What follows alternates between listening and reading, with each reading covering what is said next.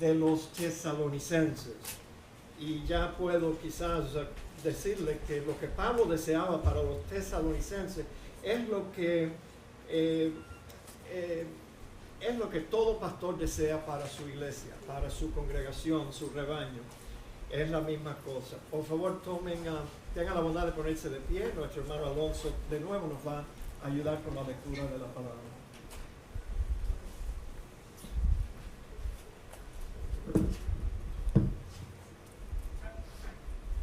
Nuevamente, buenos días, hermanos. Hoy nos encontramos comenzando el capítulo 3 de Segunda de Tesalonicenses, el último. Comenzando en el verso 1. Por lo demás, hermanos, orad por nosotros, para que la palabra del Señor corra y sea glorificada, así como lo fue entre vosotros. Y para que seamos librados de hombres perversos y malos, porque no es de todos la fe. Pero fiel es el Señor, que os afirmará y guardará del mal. Y tenemos confianza respecto a vosotros en el Señor, en que hacéis y haréis lo que os hemos mandado.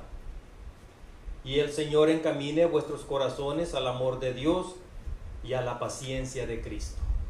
Amén. Amén. Gracias, hermano.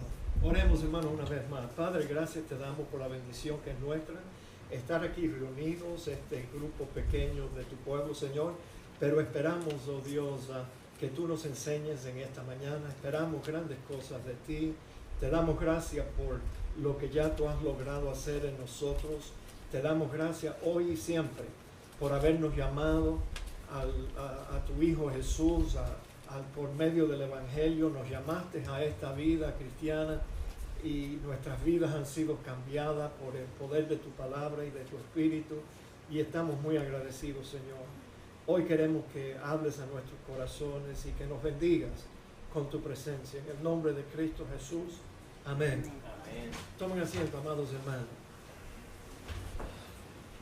En varias de las epístolas de Pablo hemos tenido que mirar y reconocer que el apóstol Pablo era un hombre de oración. Pablo siempre estaba orando por los tesalonicenses, siempre estaba en casi todas sus epístolas, casi en el primer capítulo siempre él comenzaba diciendo que él estaba orando y dando gracias a Dios por los hermanos en esa iglesia en particular. Pero otra cosa que vemos en las epístolas de Pablo, que él con frecuencia pedía a sus ovejas que oraran por él. Y para Pablo esto era importante porque él dependía totalmente en el Señor para todo aspecto de su ministerio, su sostén y todo lo demás. Pablo vivía por fe y dependía del Señor, y es por eso que le pedía a los cristianos que oraran por él. Pero de nuevo, mis amados, creemos que es digno para nosotros anotar las cosas por las cuales Pablo no pedía que la gente orara por él.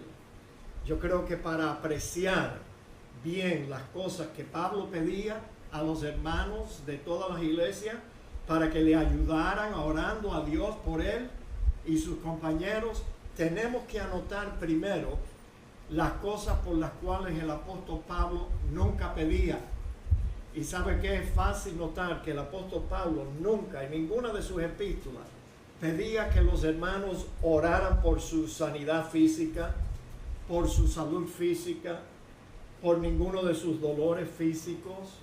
Y sin duda, mis amados hermanos, el apóstol Pablo tenía una vida privada de oración. Pero Pablo dejaba que todos los asuntos personales de él oraba por esos asuntos. Nunca los mencionó en sus epístolas, nunca le pidió a los hermanos que oraran por él porque estaba enfermo. Es más, cuando tuvo su aguijón en la carne, ¿se acuerda de eso? Él no pidió oración para que los hermanos oraran por él, para que Dios le quitara ese aguijón. Más bien, él mismo da testimonio que él le pidió a Dios 3 veces nada más. 3 veces. Yo creo que le pidió 3 veces porque a la tercera vez se dio cuenta que Dios tenía un propósito con ese aguijón y Dios no se lo iba a quitar. Entonces no vale la pena seguir pidiendo por algo que ya él sabía que Dios no se lo iba a quitar. Pero mis amados hermanos, Dios fue el que le respondió y le dijo, bástate mi gracia. Pero ¿no es verdad que es interesante que él mencionara ese aguijón en su epístola a los Corintios, pero nunca pidió a los hermanos que oraran por él cuando él estaba en ese tormento de ese sufrimiento físico? Ahora, Pablo tampoco nunca pidió por sus necesidades económicas, nunca pidió, sino que siempre dio gracias por los hermanos que compartían con su ministerio. Pablo nunca pidió por riquezas, ni prosperidad, ni fama, nada de eso, mis amados hermanos. Ahora, yo no sé si a ustedes les gustan los programas en las radios, donde los radio oyentes pueden llamar y hacer sus peticiones allí en la radio. Pero yo les digo mi opinión. Cada vez que yo estoy escuchando la radio cristiana y yo empiezo un programa así, yo cambio la estación o apago el radio. Porque la verdad que yo no haría eso nunca lo he hecho, nunca lo voy a hacer. Yo creo que los cristianos deben ir a su iglesia y pedir a los hermanos que oren por ellos cuando tienen una necesidad grande, específica. Lo deben hacer en su iglesia, pero no en la radio. Y a veces las peticiones que la gente hace en la radio son por cosas tan ¿cuál es la palabra que debo usar? Estoy buscando por una palabra linda para decir algo feo. Son tan estúpidas. Y ¿sabe qué? Yo me doy cuenta que muchas veces las personas que llaman a programas así tienen más interés en escuchar sus voces en la radio que hacer una petición realmente de una necesidad que ellos tienen. Porque el ministro siempre les tiene que decir, baja tu radio, hermanita, baja tu radio, porque cuando hace una interferencia, entonces el ministro del otro lado no puede escuchar. Pero eso es una tontería. Yo no haría eso. Hasta el momento nunca he tenido un programa en la radio donde yo abro el teléfono para que la gente me llame y hable de cualquier cosa que ellos quieren hablar. Yo creo que la radio es bastante caro, y yo prefiero usar cada segundo en la radio. Solamente tengo 15 minutos con la entrada del programa tengo que restarle un poquito de segundos allí, pero prefiero utilizar ese tiempo para compartir algo de la palabra de Dios, porque después de todo la palabra de Dios es la que nos edifica, es la que nos enseña, es la que nos redarguye, nos corrige y nos equipa para toda obra buena. Así que por eso yo no me gustan esos programas de... hay un hermano que lo hace muy bien, y lo ha estado haciendo aquí en Miami por muchos años, el hermano Palacio. Pero bueno, él no es todo oración. Las personas tienen que llamar a él primero, no en la radio, pero llaman a la estación, a ese pastor, y él menciona sus peticiones en el aire, pero eso es diferente. Y el programa no es todo de oración, él ora al final, pero todo el programa es bien variado, y la verdad que un programa así yo sí pudiera escuchar, pero no solamente esperando.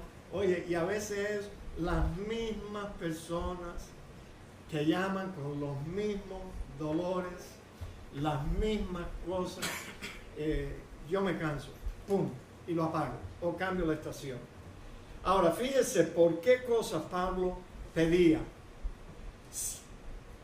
Siempre eran peticiones acerca del evangelio, de su obra evangelística, o acerca de su ministerio para el beneficio de otras personas.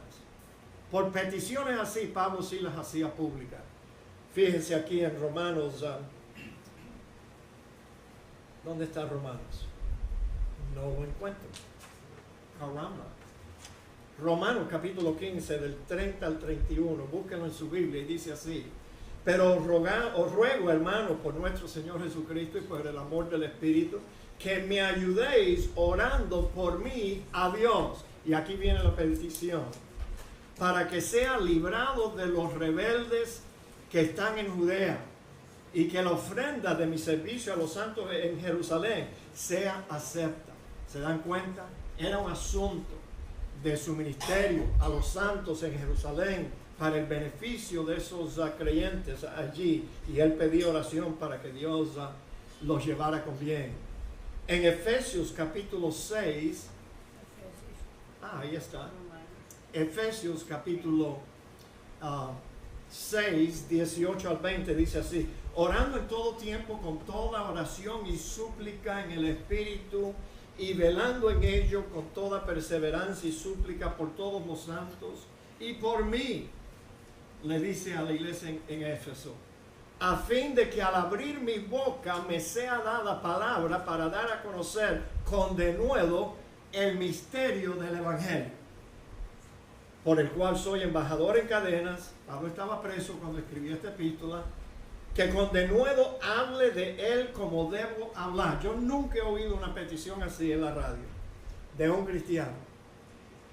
Que Dios me dé fortaleza, fuerza para abrir mi boca sin pena, para que la palabra de Dios pueda ser conocida y la gente acepte en el Evangelio de Cristo. Nunca he oído un cristiano pedir por algo así. Nuestras peticiones de oraciones, mis amados hermanos, son muy egocéntricas, muy para nosotros nada más. Noten en Colosenses también otro ejemplo de las peticiones que Pablo hacía. Perseverar en oración, velando en ella con acción de gracia, orando también al mismo tiempo por nosotros, porque Pablo no solo pedía por él, pero pedía por sus compañeros. Y aquí está la petición: para que el Señor nos abra puerta para la palabra, a fin de dar a conocer el misterio de Cristo, o sea, el Evangelio, por el cual también estoy preso, para que lo manifieste como debo hablar. Qué diferentes las peticiones del apóstol Pablo. Ahora noten aquí en la epístola segunda de Tesalonicenses que estamos estudiando, noten las peticiones que Pablo hace aquí. Y hoy estamos estudiando el pasaje con dos diferentes versiones. Yo creo que ya ustedes tienen conocimiento y están acostumbrados. Cuando la versión Dios habla hoy nos puede aclarar el pasaje, pues la utilizamos también. Pero principalmente usamos la Reina Valera, que siempre la presentamos primero. Por lo demás, hermanos, orad por nosotros, para que la palabra del Señor corra y sea glorificada, así como lo fue entre vosotros, y para que seamos librados de hombres perversos. Es interesante, pero en el griego interlineal de Vidal, César Vidal, la palabra perverso es traducida por anormal. O sea, un hombre perverso es un anormal. Y vamos a hablar más de eso en un momento, pero fíjense, y perversos y malos porque no es de todos la fe. La versión Dios habla hoy dice, del mismo pasaje: por último, hermanos, oren por nosotros para que el mensaje del Señor llegue pronto a todas partes y sea recibido con estimación, como sucedió entre ustedes también. Oren también para que seamos librados de hombres malos, perversos, anormales, porque no es de todos la fe. Bueno, noten la primera petición que Pablo hace en estos versículos: para que la palabra del Señor corra y sea glorificada, así como lo fue entre vosotros. Cada vez que una persona acepte el Evangelio, el mensaje del Señor es glorificado. ¿Sabe cómo? Por esa vida que va a ser cambiada. Instantáneamente, Dios va a hacer un cambio en esa vida, y luego las personas que conocen a esa persona, que conocían a esa persona, se van a dar cuenta. No van a poder evitar darse cuenta que esa vida ha sido cambiada. Mira cómo está fulano. Ahora se convirtió en un aleluya de eso, en un cristiano, en un fanático religioso, pero ¿sabe qué? su vida ha cambiado, mira para eso, no parece ser el mismo hombre. De esa forma, mis amados hermanos, el Evangelio es glorificado. Ahora noten la segunda petición en este mismo pasaje.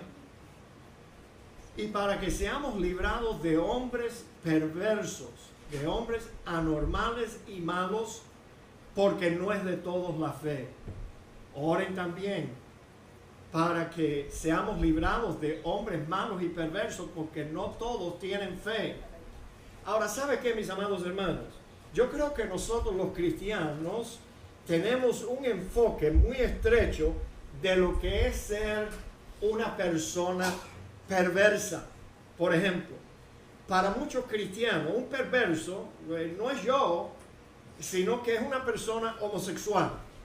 Casi siempre uno le viene a la mente una persona que sufre de homosexualismo es un perverso, una persona normal. Pero también pensamos, los cristianos piensan que una persona adulta que tiene intimidad con un menor de edad, eso también para ellos es perversión. Eso no es normal, es un anormal una persona que hace eso. Y una persona, desde luego, como en Canadá y aquí en los Estados Unidos también, y en otras partes del mundo, que tiene intimidad con un animal. Mencioné a Canadá porque ellos ahora lo han legalizado. Tener intimidad con un animal, eso para nosotros, ay, qué asqueroso, qué persona más perversa, decimos nosotros. Es un anormal. Pero la realidad es, mis amados hermanos, que un perverso, escuche bien, es cualquier persona que pervierte las normas de Dios para vivir una vida normal y sana. O sea, un perverso es el que pervierte las normas de Dios para el matrimonio. Un adúltero es un anormal, es un hombre perverso, o una mujer perversa, una mujer anormal, porque esas no fueron las normas que Dios estableció para el matrimonio, que Él quiso que un hombre tuviera una mujer para el resto de la vida y no estuvieran adulterando, fornicando. Eso es anormal, por lo menos como Dios lo ve. Ahora, un perverso puede ser hasta una persona que invierte o pervierte las normas de Dios para el hogar y para la familia. Por ejemplo, una mujer que no respeta y obedece a su marido y quiere ejercer autoridad sobre él, esa mujer es una anormal, una perversa. Te digo, ¿te das cuenta que ahora estamos incluyendo? Sí, estamos expandiendo la imagen que nosotros tenemos de un perverso. ¿Qué me dicen ustedes? Un perverso es un joven que no respeta ni obedece a su padre. Digan amén. Amén. Es un hijo anormal el que hace eso. Es un perverso. Porque eso no está de acuerdo a las normas que Dios dio para los hijos. Perverso es una persona que no se ajusta a las normas de Dios para la modestia en el modo de vestir. Eso es un perverso. Es un anormal. Y es por eso que una mujer o un hombre mal vestido resalta como un dolor en un dedo gordo. ¿No es cierto? Todo el mundo tiene que mirar. Oye, mira para eso.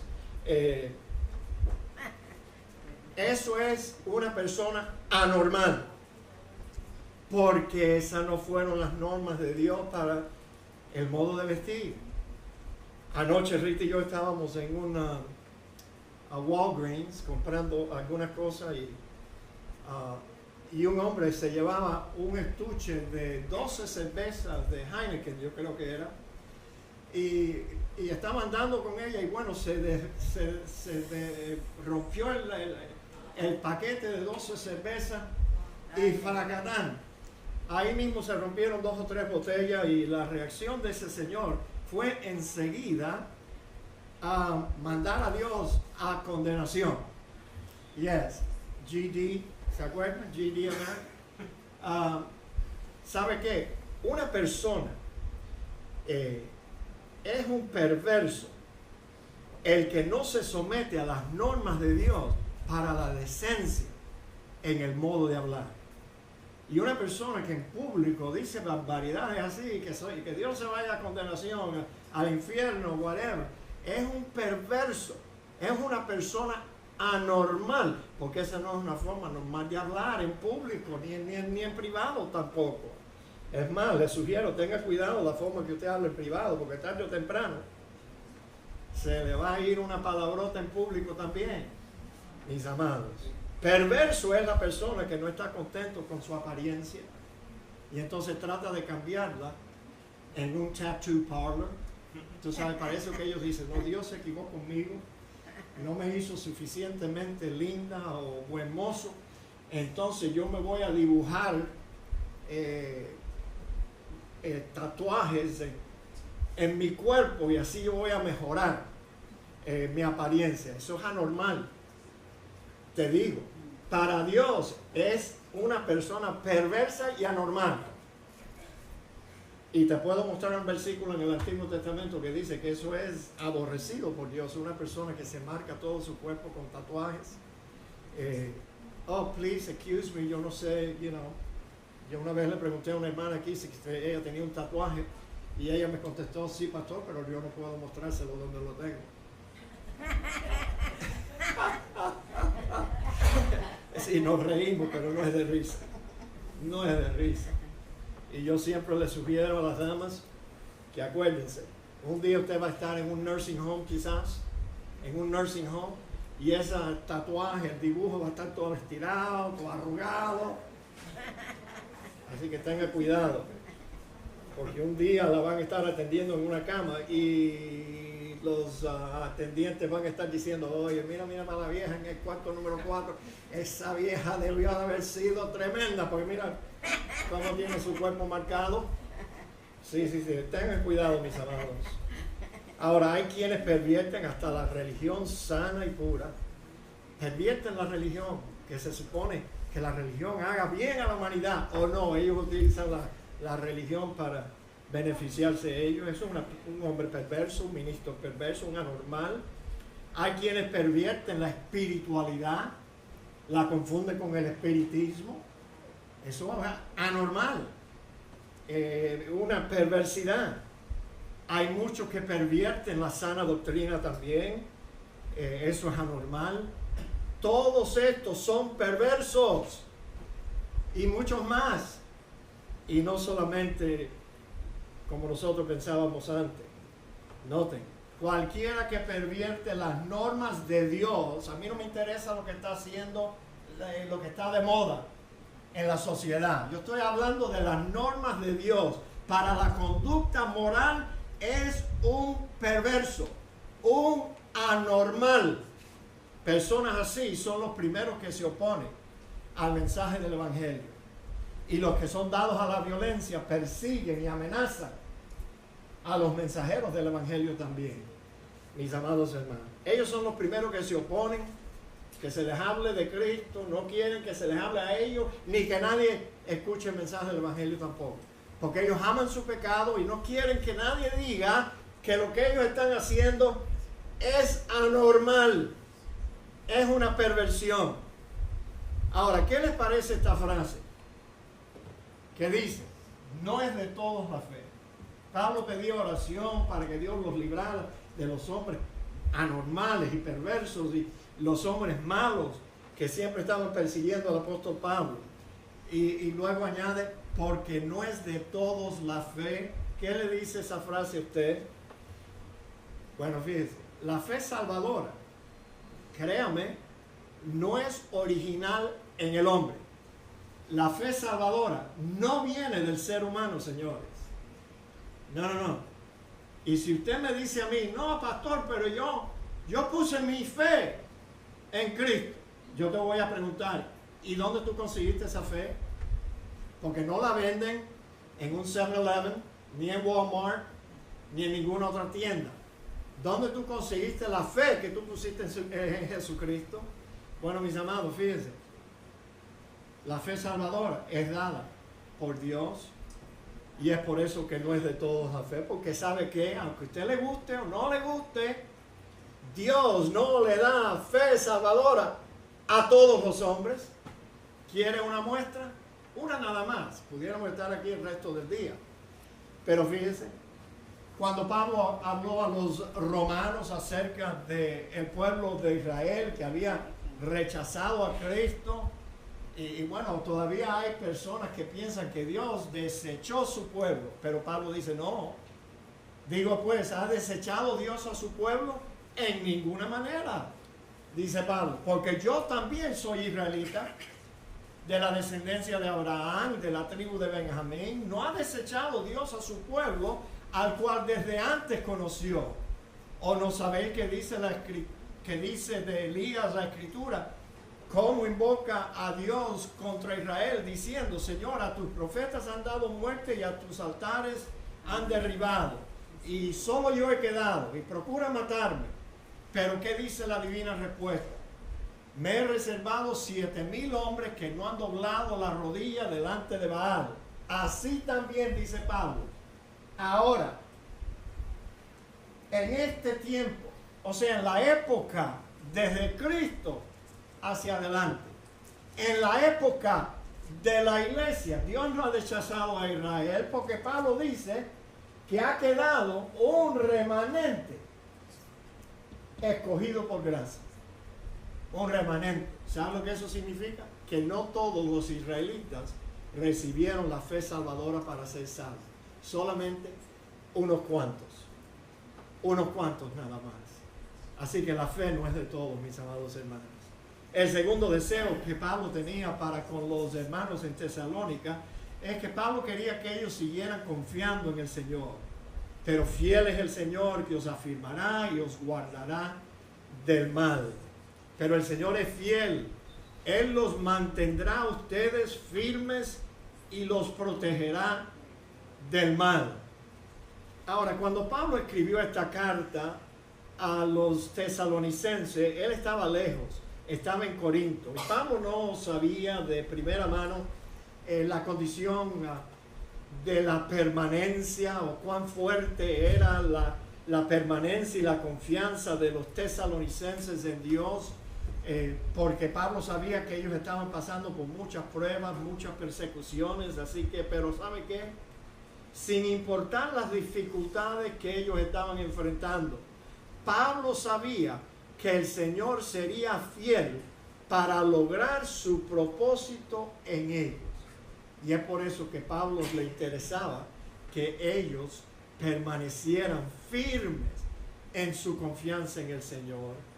Al final de la vida del apóstol Pablo, Pablo testificó sobre la fidelidad de Dios. En 2 de Timoteo 4, 16 al 18, él dice: en mi primera defensa ninguno estuvo a mi lado, sino que todos me desampararon. No les sea tomado en cuenta, dice Pablo. Pero el Señor estuvo a mi lado y me dio fuerzas para que por mí fuese cumplida la predicación y que todos los gentiles oyesen. O sea, Pablo estaba contento de que aún en la cárcel, en sus juicios, él tuvo la oportunidad de predicarle el evangelio a los gentiles. Así fui librado, dice, de la boca del león, y el Señor me librará de toda obra mala y me preservará para su reino celestial. A Él sea la gloria por los siglos de los siglos. Amén. Ya, esa era la confianza de Pablo, que no importaba lo que él tenía que sufrir, el propósito de Dios se iba a cumplir. Por eso podía seguir confiando en Dios. Ahora, cuando Pablo dice aquí: y el Señor me librará de toda obra mala, hasta que Él quiera llevarme a su reino celestial. Porque al final le cortaron la cabeza al apóstol Pablo. Pero eso también fue propósito de Dios. O sea, era como si Dios le estuviera diciendo: Pablo, está bueno ya. Ya tú has dado testimonio de mí, ya has sufrido bastante, ven para acá. Chao. Y dejó que le cortaran la cabeza. Así que hasta en la muerte podemos confiar en Dios. Porque nada nos va a pasar a nosotros que no cumpla con algún propósito que Dios tiene para nosotros.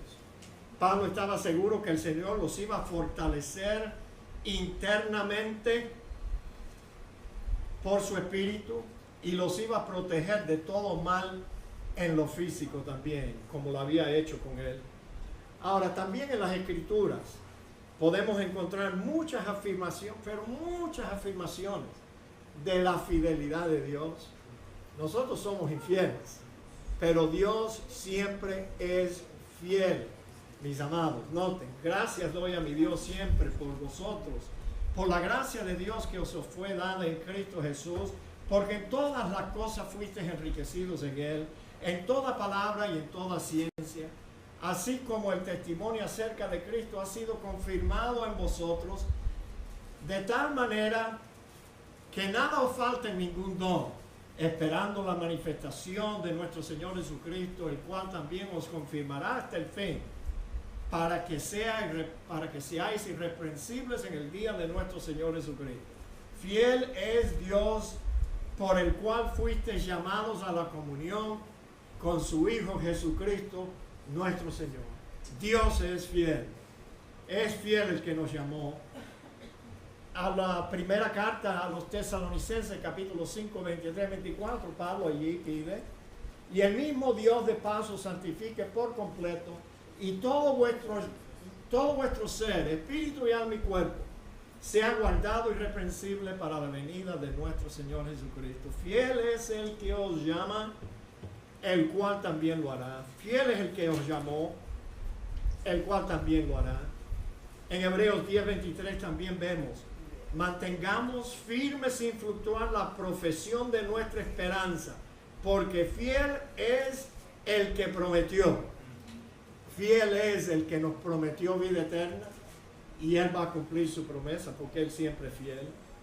Ahora, el tercer deseo que el apóstol Pablo tenía para con los tesalonicenses era que él deseaba que siguieran obedeciendo lo que Pablo les había enseñado. Fíjate, y tenemos confianza respecto a vosotros en el Señor, en que hacéis y haréis lo que os hemos mandado. Y en el Señor tenemos confianza en que ustedes hacen y seguirán haciendo lo que le hemos ordenado. El tercer deseo de Pablo para los tesalonicenses era que continuaran obedeciendo y haciendo y aplicando todo lo que él les había enseñado. Primera de Tesalonicenses, capítulo 4, 1 al 3, Pablo escribe: por lo cual, hermanos, os rogamos y exhortamos en el Señor Jesús, que de la manera que aprendiste de nosotros cómo conviene conduciros y agradar a Dios, así abundéis más y más, porque ya sabéis las instrucciones. ¿Qué instrucciones os dimos por el Señor? Pues la voluntad de Dios es vuestra santificación. Estos hermanos estaban obedeciendo, pero Pablo quería que ellos siguieran obedeciendo. Pablo tenía confianza en que ellos continuarían haciendo lo que él les había enseñado. Pero ¿sabe qué? Yo no puedo tener esa confianza aquí en la Iglesia Bautista de North Miami. Con ustedes sí, mientras que están aquí. Pero el problema es después que usted se va para otra iglesia. No tengo ninguna confianza de que los miembros de esta iglesia van a continuar creyendo y haciendo según aprendieron aquí. ¿Sabe cómo yo lo sé? Ya esto se los dije antes.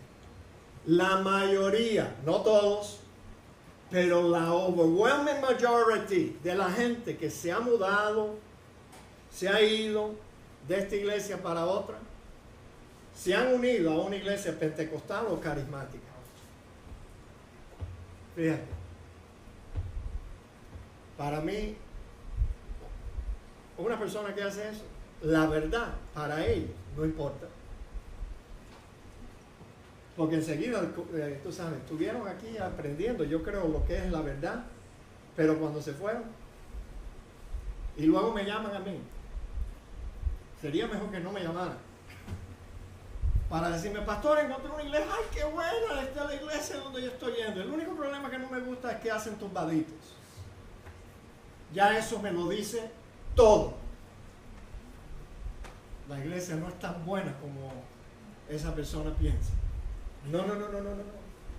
Oye, yo creo que todos los domingos ustedes me oyen decir algo en contra del movimiento pentecostal y carismático. Es una aberración, es una perversidad de la verdad. Y la mayoría de la gente que se van de aquí, oye, mira, hoy mismo yo tengo gente en el Ministerio Internacional del Rey Guillermo. Allí están miembros de esta iglesia. Y yo me pregunto, ¿pero cómo será posible, señores? ¿Cómo será posible que esos hermanos estuvieron aquí 10, 15 años y parece que no aprendieron nada?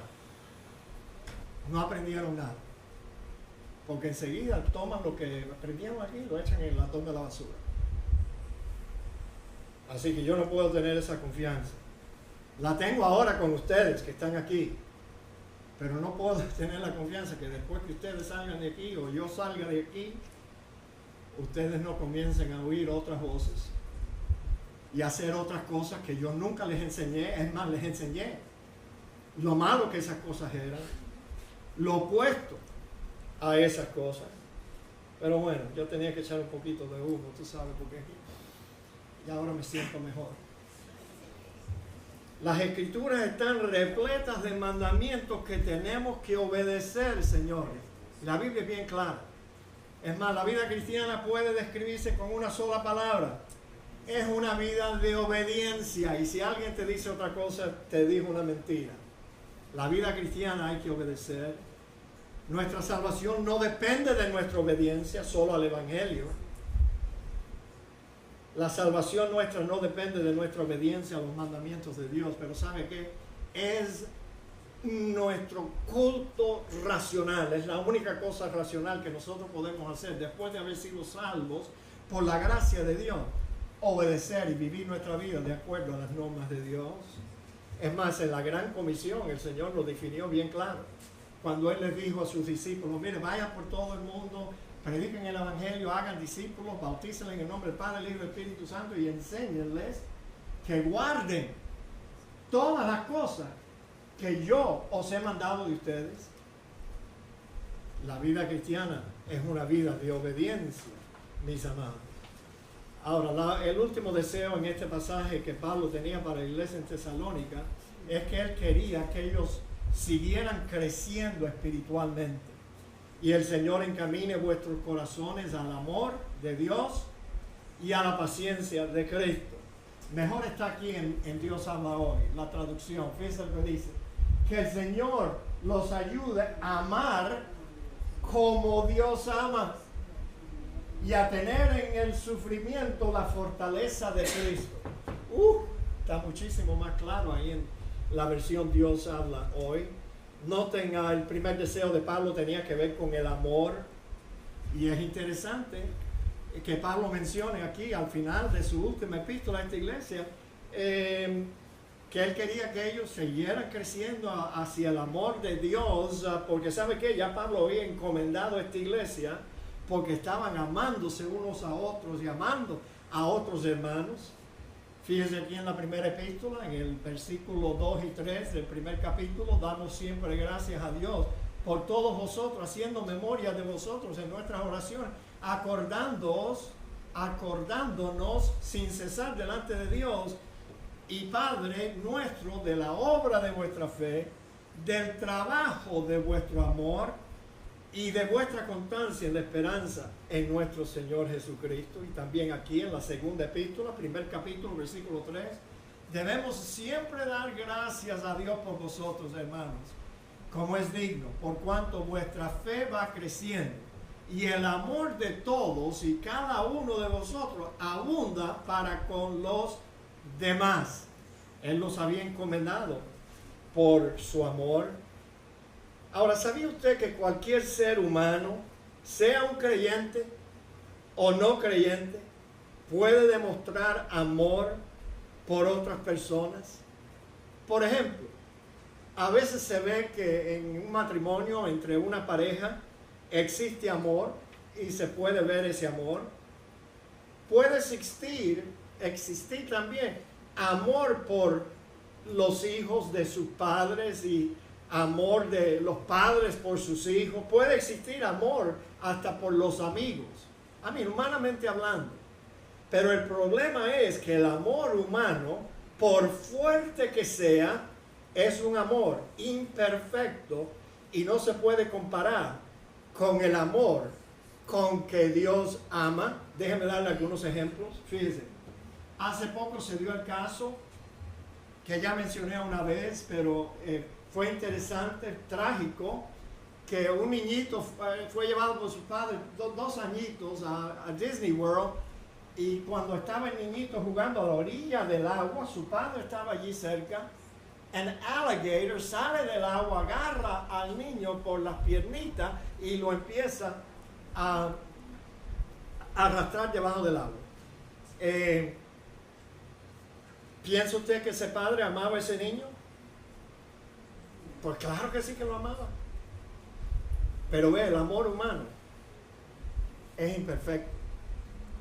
Porque yo siempre, al instante que yo oí esa noticia, yo dije, ¿y por qué no se tiró al agua? ¿Cómo va a dejar que una lagartija de esa se lleve a su hijito y lo ahogue? ¿Le tenía miedo a las lagartijas ese señor? A veces se oye que una madre estaba sujetando a su bebito, a su hijita o hijito, en un tornado. Y vaya, yo no sé cómo yo respondería, pero no piense que yo estoy criticando al mundo entero, a medio mundo, y haciéndome el santo. No. Yo nunca he estado en una situación, pero oí de una madre que en un tornado estaba aguantando a su bebita y dice que de buenas el aire se llevó a la bebita, pero no se la llevó a ella.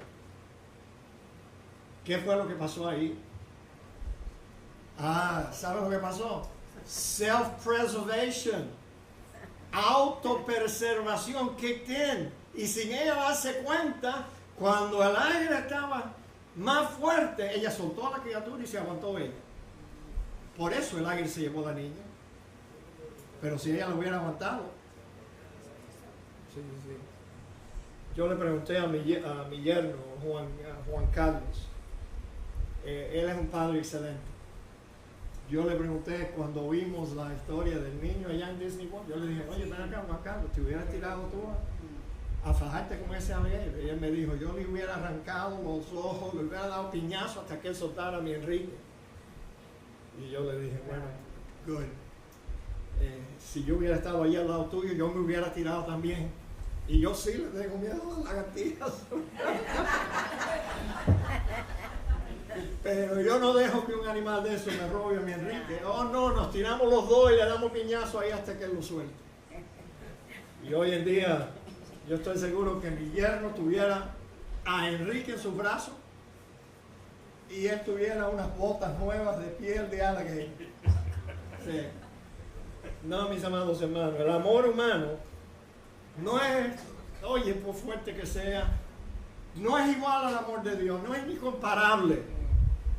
En cambio, cuando el amor de Dios te agarra, Él no te suelta por nada. Por eso Pablo dijo, nada ni nadie nos podrá separar del amor de Dios. Es un amor más perfecto.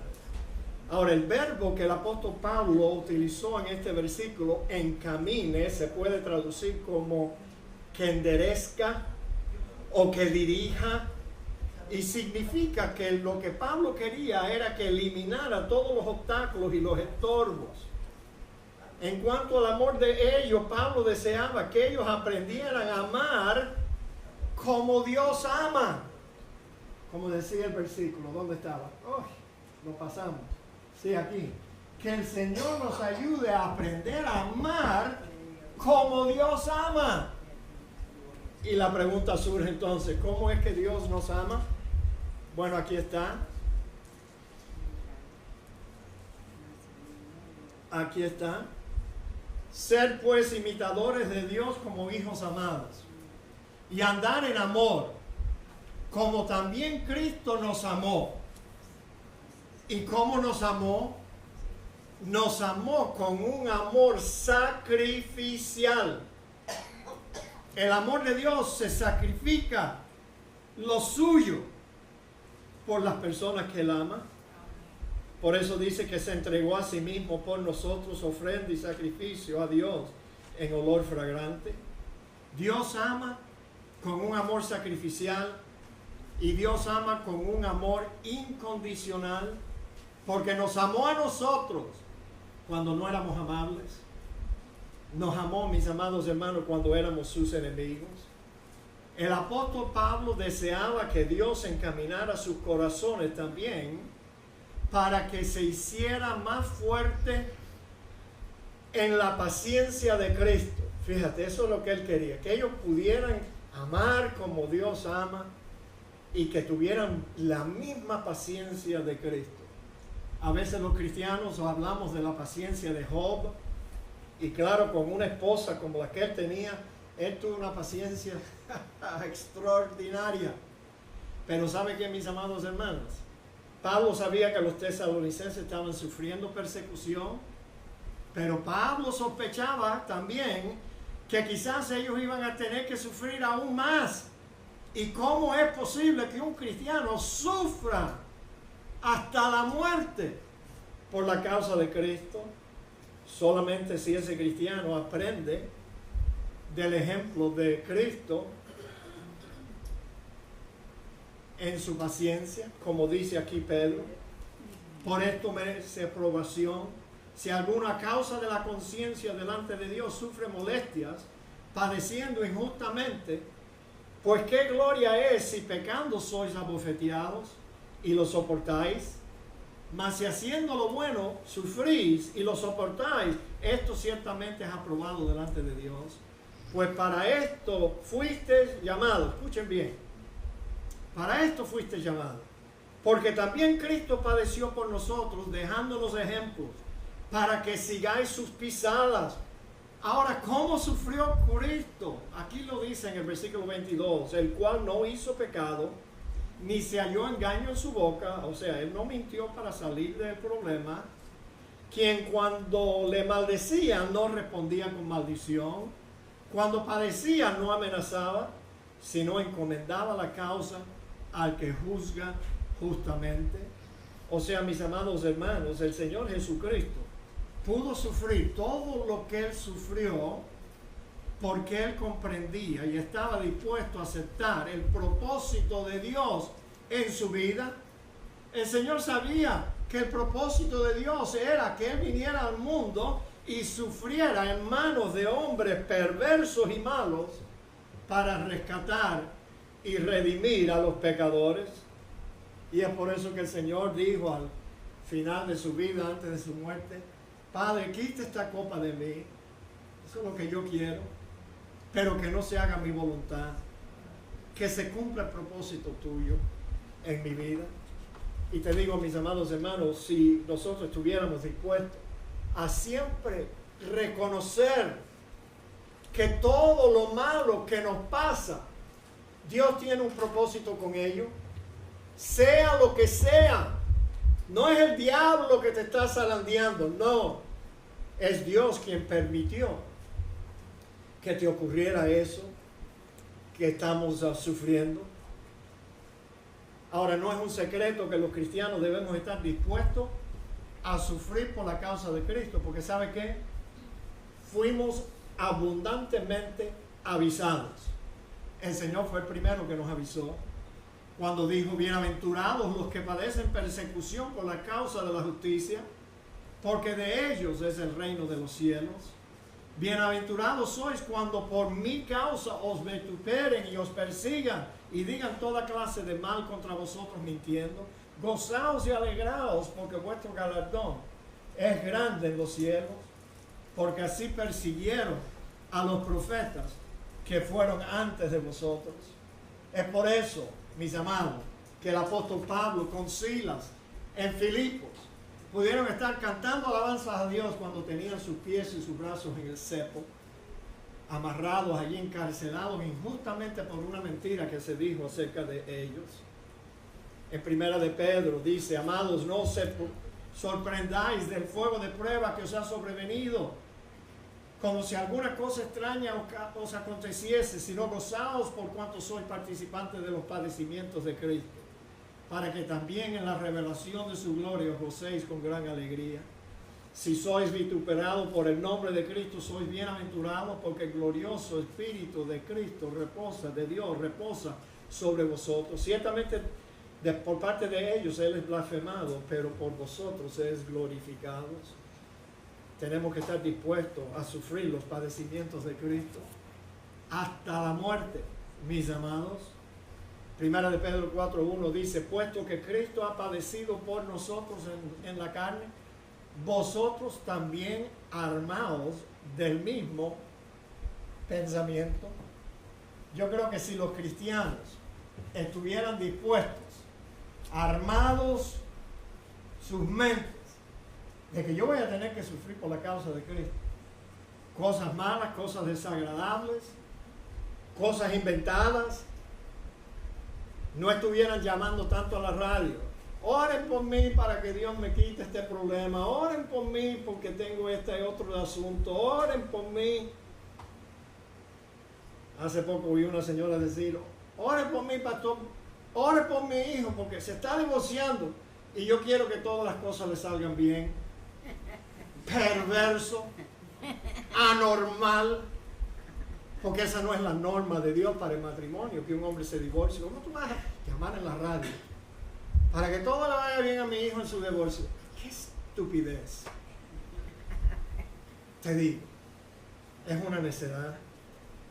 Filipenses 1:27-30, solamente que os comportéis como es digno del Evangelio de Cristo, para que os sea que vaya a veros o que esté ausente, oiga de vosotros que estáis firmes en un mismo espíritu, combatiendo unánimes por la fe del Evangelio, y en nada intimidados por los que se oponen, que para ellos ciertamente es indicio de perdición, mas para vosotros de salvación, y esto de Dios, porque a vosotros, escuche bien, iglesia, os es concedido a causa de Cristo, no solo que creáis en Él, sino que padezcáis por Él, teniendo el mismo conflicto que habéis visto en mí, que ahora oís que hay en mí. Para concluir, mis amados hermanos, estos deseos que el apóstol Pablo tenía, como ya les dije, son los mismos deseos que tienen todos los pastores. Los pastores desean que sus ovejas oren por Él, desean que ellos confíen en el Señor, desean que obedezcan lo que Él les enseñó de la palabra y desean que crezcan espiritualmente. Oremos, mis amados.